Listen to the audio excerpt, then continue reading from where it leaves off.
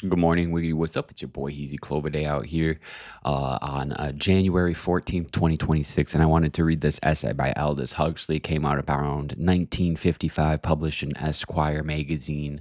It's kind of hard to find online, but I'll include a link down below in case you want to read it.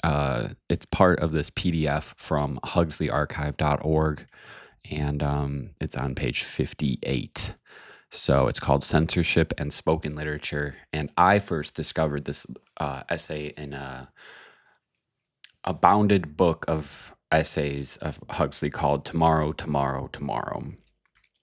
And I really enjoy this essay, and it kind of speaks about the future of literature and how audiobooks are going to be a larger thing and a popular thing, and something that we should maybe read and call reading and listening. Anyways, that was a horrible intro, but I'm just going to get going on this. I hope you have a cup of coffee, you're doing your laundry or your dishes, you're cleaning the house, you're driving to work, and you want to listen to my beautiful voice read Censorship and Spoken Literature by Aldous Huxley. Peacefully coexisting, two forms of censorship are at work in this world today. In the totalitarian countries, there is political censorship, deliberately enforced by the ruling oligarchy and its executive agencies. In the democratic countries, there is no political censorship except in regard to military secrets. Instead, we have economic censorship, which is being enforced unintentionally and blindly by the steady rise of the cost of producing books, plays, and films. Under totalitarianism, purposeful censorship goes hand in hand with purposeful one directional propaganda. Facts, ideas, and attitudes agreeable to the ruling oligarchy are constantly harped upon and inculcated. Attitudes, ideas, and facts of which the ruling oligarchy disapproves are either condemned or more often ignored, as though they did not exist. In the molding of public opinion, sustained systematic silence is at least as effective as systematically reiterated speech. Where the government is democratic, speech is silence. Speech and silence, propaganda and censorship are not prescribed by any single will. They simply happen under the influence of economic pressures and as a diversity of conflicting wills and interests may decide. These conflicting wills and interests are of several kinds: philosophical, religious, political, and above all, commercial. For every 1,000 words of printed or spoken commercial propaganda, we are treated to possibly one word of philosophical, 10 of religious, and 50 to 100 words of political propaganda. And not only does money speak, it also imposes silence. Philosophers have no power of direct censorship, and politicians not much, except in the military field. Clergymen, it is true, have been able to compel the manufacturers of mass entertainment, but fortunately not the producers of books and plays, to conform to a curious little code of religious respectability and sexual make-believe. But the great silencer, the muffler attached to every channel of intellectual and artistic expression, is money. No evil dictator has willed this censorship. It has come about automatically and by accident, but though unintentional, it is nonetheless effective and nonetheless harmful. What is the nature of this economic censorship, and what can we do about it? 20 years ago, a sale of 2,000 copies was enough to recoup an American publisher for the cost of producing a book. Above that point, he was making a profit. In the countries of Western Europe, the break-even point was still lower, and publishers found themselves earning money after a sale of only 15 or even 1,200 copies. And today, an American publisher cannot break even on a sale of less than 7,000 copies. In Western Europe, the critical figure is slightly lower, but still at least 3 times what it used to be before the Second World War. The price of books has, of course, been considerably increased in recent years. Whether it can be increased much further seems doubtful. People will cheerfully pay 4 or 5 times as much as they used to pay for a dinner at their favorite restaurant, but they will not pay more than twice or 2.5 times as much as they used to pay for a good book by their favorite author. Sales resistance begins at 200% of pre war prices, but production costs stand at 300%. Profit can only be made when sales are substantial. Books are therefore subjected to an ever more rigorous ordeal of economic selection. It is becoming increasingly difficult for any work which lacks the obvious earmarks of popularity to get published. An analogous situation exists in the theater and motion picture industry. To stage the most modest play in Broadway costs about $70,000, and from 10 to 20 times the amount is needed for the production of a not very spectacular movie. Prices of admission have not risen proportionately to costs of production. If a profit is to be made, there must be longer runs and larger audiences than in the past. Whatever its intrinsic merit, the worst seller has no chance of being staged or screened, at any rate on Broadway or in Hollywood. In Western Europe, this situation is somewhat better, but still bad enough to justify the gravest misgivings for the future. A new economic censorship is directed, as we have seen, against any book unlikely to sell 7,000 copies or more, any play unlikely to fill a theater for at least 3 or 4 months, any movie unlikely to pack them in to the tune of several million. The exponents of communism and moral rearmament are agreed on one point: the primary importance of the theater as an instrument of propaganda. Behind the Iron Curtain, ideologically correct plays are used as weapons in the Cold War, while for their campaigns, the moral rearmers have a whole arsenal of Christian Oklahoma and ethical cats on hot two-in roofs. Whether the drama is really as effective in molding opinion as Dr. Buchman and the Russians believe, it is hard indeed to say. Personally, I doubt it. People go to the theater in order to have their emotions excited, and when the excitement has lasted long enough, cathartically appeased. The excitement and the appeasement make up a single, self-contained experience, having little or no relevance to the non-emotional aspects of the spectator's life. Voltaire, for instance, was the author of a number of tragedies, highly esteemed in their day, but it was by his pamphlets, his metaphysical treatises, his articles in the encyclopedia that he left his mark on the world. Whether deliberate or unintentional, censorship is always undesirable. There are, however, certain fields in which it does less damage, tighten in others. As a medium for conveying important information and expounding significant ideas, the drama is not so effective as the essay, the treatise, or even the fictitious narratives with digressions. Consequently, the prevailing economic censorship of plays, movies, and television shows is not so serious a matter as the corresponding censorship of books and periodicals. Economic censorship can be circumvented in a number of ways. The simplest and most obvious method is the granting of a subsidy. The subsidy may be provided by the author if he is rich enough, or by the publishers if they care sufficiently for the worst-selling artistic merit or unpopular notions, and if they have had enough luck with the book clubs, or possess a large enough captive audience for their textbook to be able to implement their good intentions. Alternatively, the subsidy may come from some foundation whose directors regard it as part of their duty to encourage literary experimentation and the dissemination of unpopular ideas.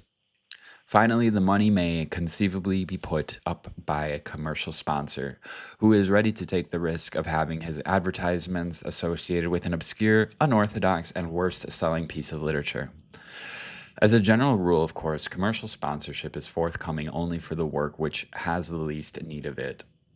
To those who have popularity shall be given the princely largesse of the advertising agencies. From those who have it not shall be taken away all hope of ever getting published. At the present time, most of the serious monthlies and quarterlies of the democratic West are subsidized. The censorship imposed by rising costs is so effective that, if there were no angels, there would be no worst-selling literature to leaven the enormous lump of intellectual and artistic conformity. But angelic intervention on the part of the rich individuals or foundations offers only a partial and not entirely satisfactory solution to the problem of economic censorship. It would be far better for all concerned if the business of publishing could be made self supporting, or as nearly self supporting as it used to be in the not too distant past. The problem here is primarily technical. How can books be produced so cheaply as to warrant the publication of a worst seller? Typesetting, even in its most highly mechanized form, is a slow and very costly procedure. Some days, it may be a much cheaper photographic alternative to typesetting may be developed. At present, the available alternatives are almost as expensive as typesetting, and their general adoption, would help hardly at all to solve the problems of economic censorship. But if publishers can no longer afford to manufacture and distribute worst sellers, why shouldn't the job be done by the authors? In the Middle Ages, an author had no choice in the matter. He had to be his own publisher. Petrarch and Boccaccio, for example, made manuscript copies of their own writings and even found time between books to make copies of works by classical authors. Thanks to the typewriter and duplicating machine, a writer can now easily make hundreds of copies of his book. From carpentry, plumbing, and electronics, the do it yourself movement is bound to pass as the economic censorship becomes more and more rigorous to book production and publishing.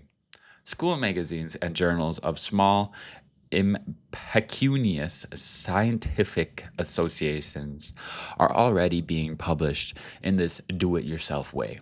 Within a few years, we may expect to see cooperative societies of unpopular authors mimeographing their works and selling them by mail to the select few who take an interest in artistic experimentation and are not afraid of dangerous thoughts.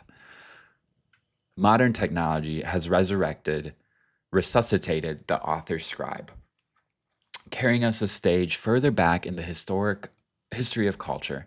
It is now in process of rescuing from oblivion the Homeric author bard and the wandering minstrel of the Middle Ages. Members of these now extinct species were to be met with in the English countryside, as live as this as I don't know. There's a lot of weird spellings in this PDF now that I'm reading it out loud. I apologize to the listener. As live as the 17th century.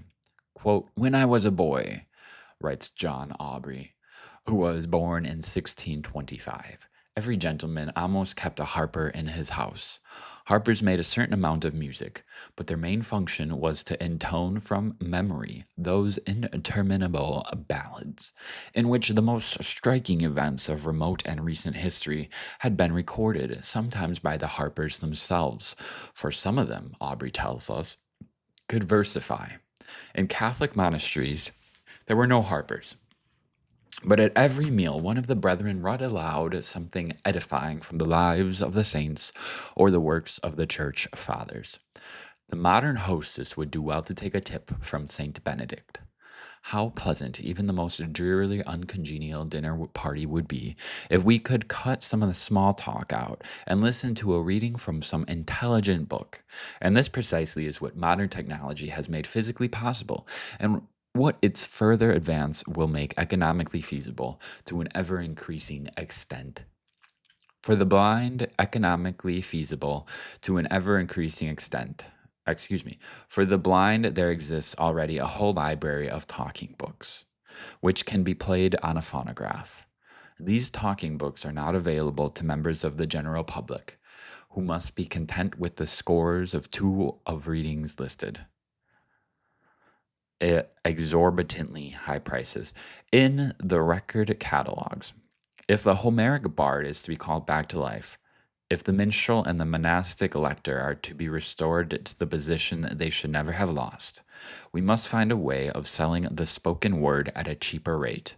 Technically, the problem can be solved without the slightest difficulty. It is merely a matter of reducing the speed at which records are made to revolve. At least one company manufactures phonographs with turntables, which can be run at half the speed of the conventional record player, and this is not the lowest speed at which the speaking voice can be adequately reproduced. With a good needle, one can get satisfactory speech recording at 8 or even 6 revolutions a minute. At this rate, it would be possible to make a pressing of a fair-sized book on two 12-inch records. In time, no doubt, tape recorders and actual tapes themselves will be drastically cheapened. For the moment, however, it looks as though we must depend on the vinylite record and the slow-speed phonograph for the large-scale revival of spoken literature. But why, it may be asked, should we wish to revive spoken literature? There are a number of sound reasons. First of all, it may soon come to be actually cheaper to publish a book on a slow playing record than to publish it in a printed volume. The cost of making a matrices from which two slow playing records can be pressed is far lower than the cost of typesetting up a 60,000 word book and making the plates from which it will be printed. When the technicians have done the job required of them, worst selling authors will have a way of defying the economic censorship of their works. And this is not the only, nor even perhaps the most important reason for desiring a revival of spoken literature. In this universally educated population, vast numbers never read, or read only the most rudimentary kinds of subliterature and Neanderthal journalism. Many of these illiterates are the victims of a theory of education, which has carried a praiseworthy concern with synthesis and wholeness to the grotesque point, where it is regarded as improper to teach a child how to analyze a word into its constituent letters. The result, as Mr. Rudolph Flesch has pointed out in his lively book, Why Johnny Can't Read, is that thousands upon thousands of boys and girls spend 10 years at school without fully mastering an art which, under the old analytical methods of teaching, was in most cases perfectly well understood by the age of 5 or 6. To the hosts of non readers and poor readers must be added all the radio and television addicts who have never acquired the habit of reading and whose reactions to a book in a hardcover is one of mistrust and a kind of fear.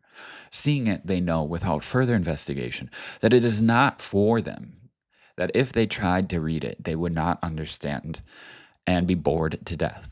But it can be shown experimentally that if you can get these non readers, poor readers, or reluctant readers to listen to someone else reading aloud from a book which they themselves would never dream of opening, many of them will not only understand what is being read, but will become passionately interested in it. Ours is a world in which knowledge accumulates and wisdom decays. Inevitably so, for advancing science and technology require the services of specialists, to each of whom is assigned the job, and it is a more than whole-time job, of mastering the intricacies of his particular field and keeping up with the changes in theory and practice brought about by scientific discovery and technical invention. That such specialists may and often do become highly trained barbarians has been that such specialists may and often do become highly trained barbarians has been, for some past years, the growing concern of educators.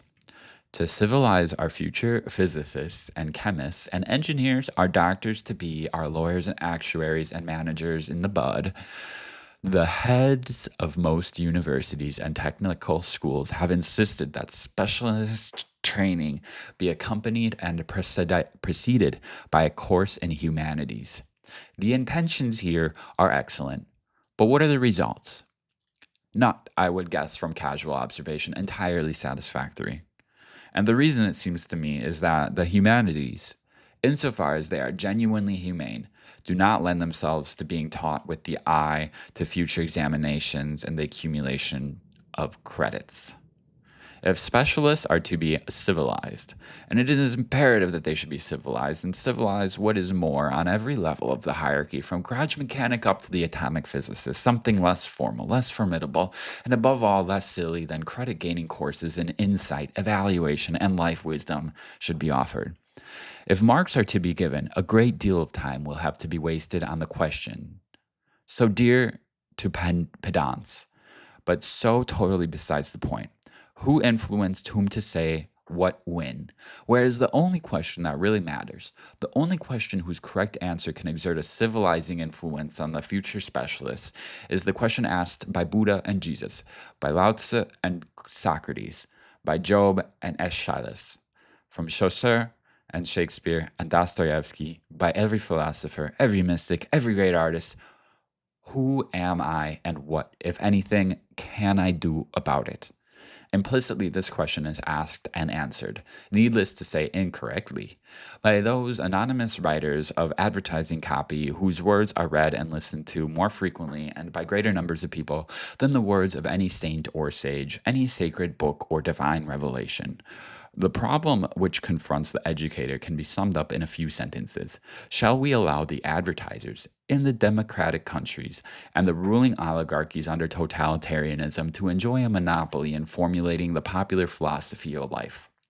Shall we, in the higher rank of specialist hierarchy, allow the unrealistic, nothing but philosophies, now fashionable in scientific circles, to pass unquestioned? And if the answer is no, is there any better way of imparting the immemorial wisdom of mankind than the current method of offering credit gaining courses in the humanities? To this last and most practical question, my own answer would be that there is such a way. Let there be lectures of orientation within the field of the humanities, but rely for your civilizing influence on a constant and informal exposure of the pupil to the actual utterances of those men and women of the past who have had the greatest insight and the greatest power of expressing that insight.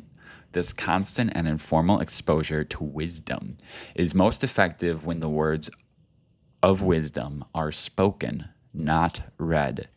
Except by very few, very recent writers, poetry has always been composed in order to be recited or read aloud.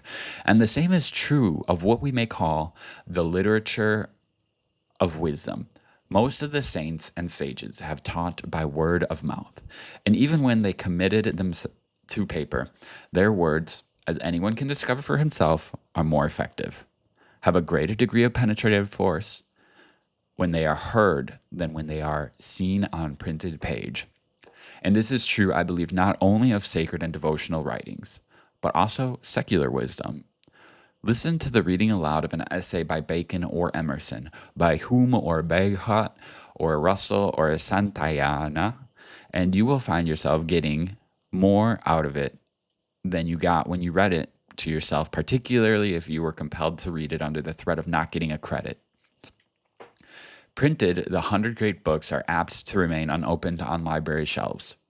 Recorded, in part for heaven forbid that anyone should waste his voice on recording them all, or recording each one in its entirety, they can be listened to painlessly at meals, while washing up, as a substitute for the evening paper, in bed on a Sunday morning, and with a degree of understanding, of sympathy, and acceptance rarely evoked in the average reader by printed page. To any foundation in any way interested in the problems which beset an urban industrial society in the state of technological, intellectual, and ethical flux, I would make the following recommendations.